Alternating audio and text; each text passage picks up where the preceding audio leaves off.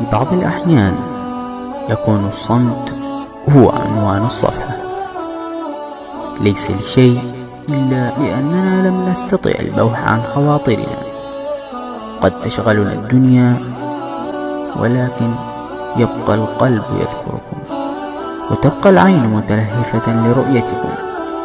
بالأمس كنت أهنئكم ببلوغ شهر رمضان، وها أنا أسبق غيري لأقول لكم كل عام وأنتم بخير.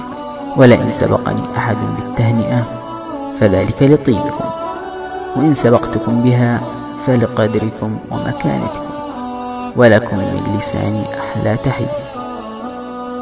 وكل عام وأنتم بخير، وكل عام وأنتم بخير.